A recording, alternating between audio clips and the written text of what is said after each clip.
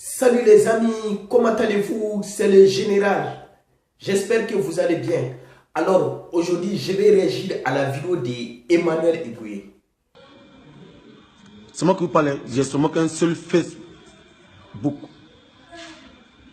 Et je viens juste de créer le Facebook, ça fait même pas 3 mois que je l'ai créé. Donc il y a d'autres personnes qui ont créé des Facebook, qui ont créé des choses à mon nom. Et c'est pas moi. Peut-être qu'ils vont vous soutirer de l'argent, qu'ils vont vous appeler pour vous dire non, que bon, Emmanuel, il a besoin d'argent, donc il faut qu'on aide Emmanuel Eboué. Moi, je n'ai pas dit à quelqu'un de m'aider. Hein. Je n'ai pas dit à quelqu'un d'aller prendre l'argent avec quelqu'un pour m'aider. Hein. Je n'ai pas dit ça. Hein. Donc ceux qui le font, qu'ils l'arrêtent. Hein. Je n'ai pas dit à quelqu'un d'aller prendre de l'argent. Mais si c'est un peu, l'image du gars est déjà trop ternie. Hein? Arrêtez ça. Allez-y travailler. Alors, pour ceux qui connaissent ces faux comptes Facebook, Emmanuel Eboué dit qu'il n'a qu'un seul compte Facebook. Voilà, il n'a qu'un seul compte Facebook. Pour les autres comptes là, les gens qui sont là-bas, si vous êtes au courant, désabonnez-vous de ces pages. Signalez ces faux comptes Facebook. Emmanuel Eboué là, c'est un ex-multimilliardaire. Tu vois, et qu'est-ce qu'il va faire avec les 10 000 francs et les 100 000 francs ou les 1 million de francs et de ses fans? Il n'en a pas besoin. Il dit qu'il a besoin de soutien physique et moral. Hein? Ces soutiens même, il n'en reçoit même pas. Hein? Il ne reçoit pas de soutien moral ni physique. Tout le monde lui crache dessus. Maintenant, il y a certains aussi qui se permettent pour aller soutirer de l'argent. C'est ça, franchement. Hein? C'est vrai que le gars a fait des fautes, mais il ne faut pas lui faire ça. Emmanuel Eboué n'a qu'un seul compte Facebook. Et il n'a jamais demandé de l'argent à quelqu'un. Alors, si vous connaissez des faux comptes Facebook au nom d'Emmanuel Eboué et des gens qui demandent de l'argent au nom d'Emmanuel Eboué, signalez ces gens. Désabonnez-vous de ces pages Facebook.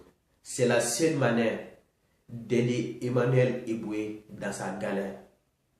Voilà. À part de maintenant, je serai toujours en direct avec vous.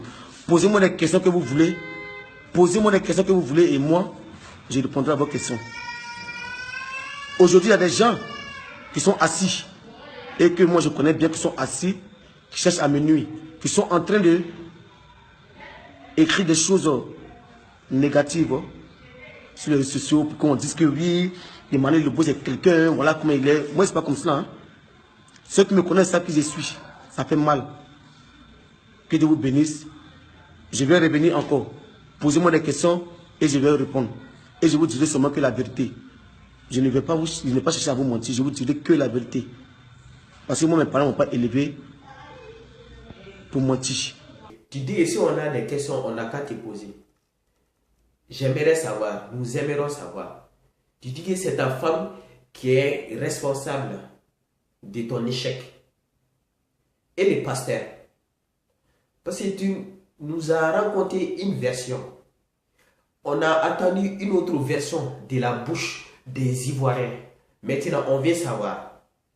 Est-ce le pasteur qui t'a coulé ou c'est ta femme qui t'a coulé?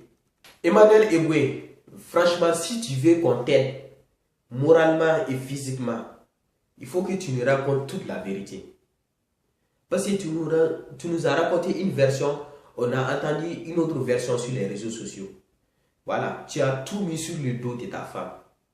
Alors qu'aujourd'hui, puisqu'on sait que les femmes, la plupart des femmes sont intéressées par l'argent, quand tu dis ça, automatiquement tout le monde va gober ça. Ton histoire de femme qui t'a pris les 7 millions d'euros là, c'est pas trop clair. Et concernant les pasteurs, parle-nous du pasteur. Sois sincère avec les gens.